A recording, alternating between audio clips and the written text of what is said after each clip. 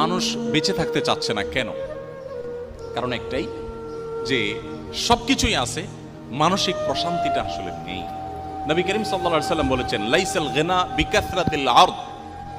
পৃথিবী তথ্য প্রযুক্তির উন্নতির চরম শিখরে পৌঁছে যেতে পারে, নানা রকমের আবিষ্কার দিয়ে পৃথিবীর মানুষের জীবনযাত্রাকে পানির চাইতে সহজ করে ফেলা হতে পারে, বাট এর কোনোটি মানুষকে সুখী করবে না, এর কোনোটি মানুষকে মানসিক প্রশান্তি এনে দিবে না।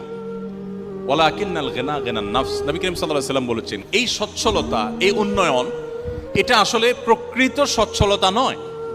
আসল এবং প্রকৃত সচ্ছলতা হলো মানুষের মানসিক প্রশান্তি। একজন মানুষ, তার তেমন কিছু নেই কিন্তু তিনি মানসিকভাবে খুবই সুখী, এ লোকটা সত্যিকারের সুখী।